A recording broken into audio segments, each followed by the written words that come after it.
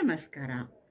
ಪಿತೃಪಕ್ಷದಲ್ಲಿ ಮಾಡಲೇಬೇಕಾದ ಒಂದು ವಿಶಿಷ್ಟ ಸ್ಥಾನ ಪಡೆದಿರುವಂತಹ ಅಡಿಗೆ ಎಂದರೆ ಅಗಸೆ ಸೊಪ್ಪಿನ ಹುಳಿಸಾರು.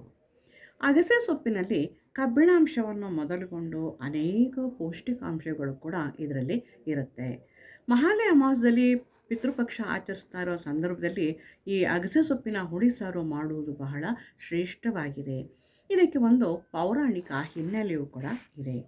ಮಹಾಭಾರತದ ಕುರುಕ್ಷೇತ್ರ ಯುದ್ಧ ಮುಗಿದ ನಂತರ ಪಾಂಡವರಲ್ಲಿ ಮತ್ತು ಕೌರವರಲ್ಲಿ ಅಸಂಖ್ಯಾತ ಹಿರಿಯರು ಮತ್ತು ಬಹಳಷ್ಟು ಮಂದಿ ಮರಣ ಹೊಂದುತ್ತಾರೆ. ಆಗ ಪಾಂಡವರು ಸ್ವರ್ಗಾರೋಹಣ ಮಾಡುವ ಸಂದರ್ಭದಲ್ಲಿ ಈ ದುಃಖ ಅವರ ಮನಸ್ಸಿನಲ್ಲಿ ಹೆಪ್ಪುಗಟ್ಟಿರುತ್ತದೆ. ಹಾಗಾಗಿ ಸ್ವರ್ಗಾರೋಹಣ ಮಾಡಲು ಒಪ್ಪದೆ ಕುಳಿತಿರುವಾಗ ಶ್ರೀಕೃಷ್ಣನು ಒಂದು ಉಪಾಯ ಮಾಡುತ್ತಾನೆ.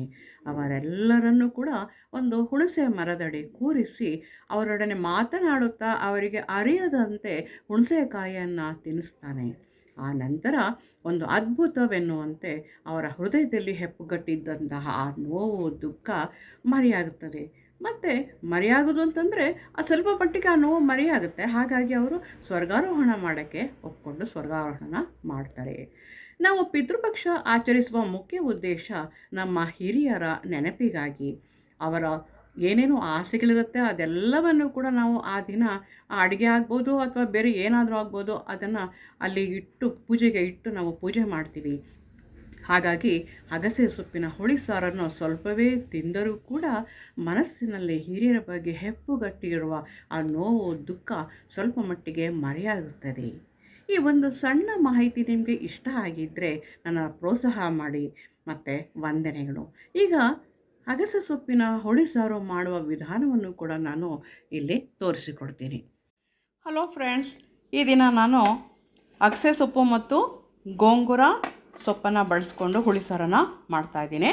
ಗೀತಾ ಕಿಚನ್ಗೆ ಸುಸ್ವಾಗತ. ಮತ್ತು ಇದಕ್ಕೆ ಬೇಕಾಗುವಂತಹ ಇನ್ನಿತರ ಪದಾರ್ಥಗಳು ಯಾವುದು ಅಂತಂದರೆ, ನಾನು ಒಂದು ಟೊಮೊಟೊವನ್ನು ನಾನಿಲ್ಲಿ ಬಳಸ್ಕೊಂಡಿದ್ದೀನಿ, ಕರ್ಬೇವಿನ ಸೊಪ್ಪನ್ನು ತೊಗೊಂಡಿದ್ದೀನಿ, ಮತ್ತು ಬಿಡಿಸಿಟ್ಕೊಂಡಂತಹ ಬೆಳ್ಳುಳ್ಳಿಯನ್ನು ನಾನಿಲ್ಲಿ ಬಳಸ್ಕೊಂಡಿದ್ದೀನಿ, ಮತ್ತು ಒಂದು ಸಣ್ಣ ಈರುಳ್ಳಿಯನ್ನು ಕೂಡ ನಾನು ತೊಗೊಂಡಿದ್ದೀನಿ. ಇಲ್ಲಿ ಹುಣಸೆ ಹಣ್ಣನ್ನು ತೊಗೊಂಡಿದ್ದೀನಿ. ಈ ಸಾರು ಮಾಡಬೇಕಾದ್ರೆ ಸ್ವಲ್ಪ ಹುಳಿ ಮುಂದಾಗಿ ಇರಬೇಕು. ಮತ್ತು ಇಲ್ಲಿ ನಾನು ದಂಟಿನ ಸೊಪ್ಪನ್ನು ಇಲ್ಲಿ ನಾನು ತೊಗೊಂಡಿದ್ದೀನಿ. ಗೋಂಗೂರ ಸೊಪ್ಪು ಈ ರೀತಿ ಇರುತ್ತೆ. ಇದು ನೋಡೋಕ್ಕೆ ಸ್ವಲ್ಪ ಒರಟಾಗಿ ಕಾಣಿಸಿದ್ರು ಕೂಡ ಇದನ್ನು ಫ್ರೈ ಮಾಡಿದಾಗ ಬಹಳ ಬೇಗ ಸಾಫ್ಟಾಗಿ ಇದು ಹೊಂದ್ಕೊಂಬಿಡುತ್ತೆ. ಮತ್ತು ಇಲ್ಲಿ ಅಗಸೆ ಸೊಪ್ಪು, ಇದರಲ್ಲಿ ಕಬ್ಬಿಣಾಂಶದ ಜೊತೆಗೆ ಬಹಳಷ್ಟು ಖನಿಜಾಂಶಗಳು ಕೂಡ ನಮಗೆ ಸಿಗುತ್ತೆ. ಅಗಸೆ ಸೊಪ್ಪು ಈ ರೀತಿ ಇರುತ್ತೆ. ಇದನ್ನು ನಾನು ಈ ರೀತಿ ಇದೆ, ಇದನ್ನು ನಾನು ಬಿಡಿಸ್ಕೊಂಡು ನಾನು ತೊಳೆದು ನಾನು ರೆಡಿ ಮಾಡಿ ಇಟ್ಕೊಂಡಿದ್ದೀನಿ. ಈಗ ಇದನ್ನು ಹೇಗೆ ಮಾಡೋದು ಅಂತ ಒಂದೊಂದಾಗಿ ನಾನು ತೋರಿಸ್ಕೊಡ್ತೀನಿ. ಈ ಗೋಂಗೂರ ಸೊಪ್ಪನ್ನು ನಾವು ಸಣ್ಣದಾಗಿ ಹೆಚ್ಚಿಟ್ಕೊಳ್ಬೇಕು.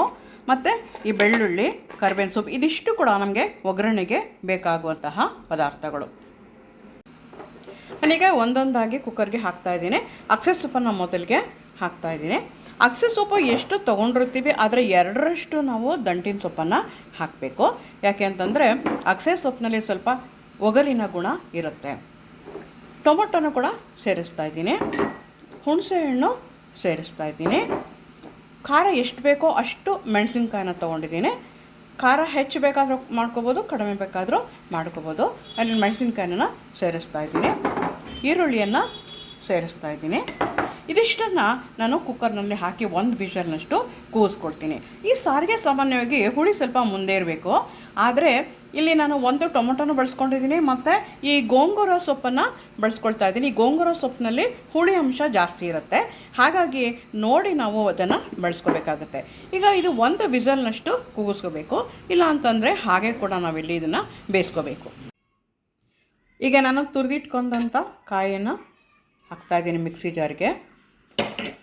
ಇದನ್ನು ನಾನು ಬೇಯಿಸ್ಕೊಂಡಿದ್ದೀನಿ, ಅದನ್ನು ಕೂಡ ನಾನು ಮಿಕ್ಸಿ ಜಾರ್ಗೆ ಹಾಕ್ಕೊಳ್ತಾ ಇದ್ದೀನಿ.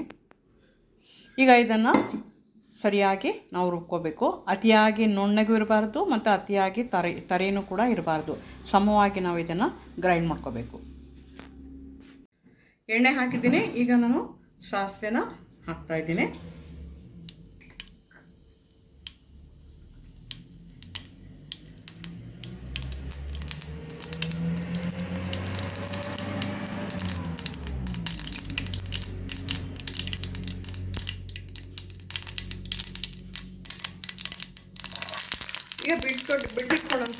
ಬೆಳ್ಳುಳ್ಳಿಯನ್ನು ಸೇರಿಸಿದ್ದೀನಿ. ಈಗ ಕರಿಬೇವು ಸೊಪ್ಪನ್ನು ಹಾಕ್ತಾಯಿದ್ದೀನಿ. ಸ್ವಲ್ಪ ಬೆಳ್ಳುಳ್ಳಿ ಫ್ರೈ ಆಗಬೇಕು.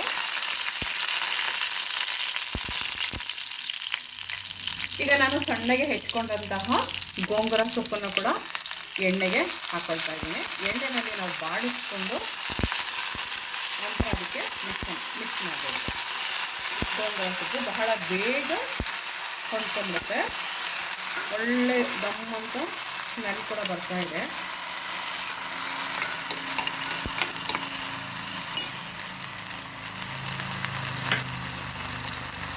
ನೋಡಿ, ನಾನು ಈ ಹದಕ್ಕೆ ರುಬ್ಕೊಂಡಿದ್ದೀನಿ ಬೇಯಿಸ್ಕೊಂಡಂತಹ ಸೊಪ್ಪನ್ನು. ಈಗ ಇದಕ್ಕೆ ಒಗ್ಗರಣೆಗೆ ಸೇರಿಸ್ತಾ ಇದ್ದೀನಿ.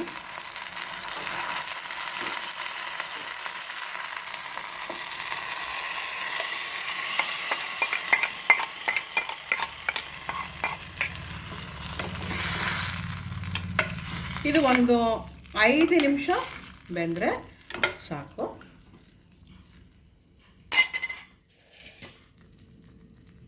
ಇದಕ್ಕೆ ನಾನು ಉಪ್ಪನ್ನು ಕೂಡ ಸೇರಿಸ್ತಾ ಇದ್ದೀನಿ. ಇಲ್ಲಿಗೆ ನಮ್ಮದು ಅಗಸೆ ಮತ್ತು ಗೋಂಗೂರ ಸೊಪ್ಪಿನ ಹುಳಿ ಸಾರು ಸಿದ್ಧ ಆಯಿತು. 5 ನಿಮಿಷ ಬೆಂದರೆ ಆಯಿತು. ಹಲೋ, ನೋಡಿ, ಈಗ ಒಗ್ಗರಣೆ ಹಾಕಿ ಸಿದ್ಧ ಆಗಿದೆ. ಅಗಸೆ ಸೊಪ್ಪು ಮತ್ತು ಗೋಂಗೂರ ಸೊಪ್ಪಿನ ಹುಳಿ ಸಾರು ಸಿದ್ಧವಾಗಿದೆ. ಭಾಳ ಗಮ್ಮಂತ ವಾಸನೆ ಬರ್ತಾ ಇದೆ. ನೀವು ಮಾಡಿ ನೋಡಿ, ಖಂಡಿತ ನಿಮಗೆ ಈ ರುಚಿ ಇಷ್ಟ ಆಗುತ್ತೆ ಅಂತ ನಾನು ಅಂದ್ಕೊಂಡಿದ್ದೀನಿ. ಇದು ದೇಹದ ಆರೋಗ್ಯ ಕೂಡ ಬಹಳ ಒಳ್ಳೆಯದು, ಮತ್ತು ಪಿತೃಪಕ್ಷದ ಸಮಯದಲ್ಲಿ ಇದನ್ನು ಮಾಡಿದ್ರೆ ತುಂಬ ಒಳ್ಳೆಯದು, ಆರೋಗ್ಯಕ್ಕೂ ಒಳ್ಳೆಯದು. ಇದನ್ನು ಒಂದ್ಸರಿ ಮಾಡಿ, ಖಂಡಿತ ನಿಮಗೆ ಮೆಚ್ಚುಗೆ ಆಗುತ್ತೆ ಅಂತ ನನಗೆ ಅನಿಸಿದೆ. ಮತ್ತು ಮತ್ತೆ ಮತ್ತೆ ನೀವು ಮಾಡ್ಕೊಂಡು ತಿನ್ನಬೇಕು ಅಂತ ಕೂಡ ನಿಮಗೆ ಅನಿಸುತ್ತೆ. ನನ್ನ ರೆಸಿಪಿ ನಿಮ್ಗೆ ಇಷ್ಟ ಆಗಿದ್ದರೆ ಇದ್ರ ಬಗ್ಗೆ ಕಮೆಂಟ್ಸ್ ಮಾಡಿ, ಸಬ್ಸ್ಕ್ರೈಬ್ ಮಾಡಿ ಮತ್ತು ಶೇರ್ ಮಾಡಿ. ನಮಸ್ಕಾರ ಫ್ರೆಂಡ್ಸ್.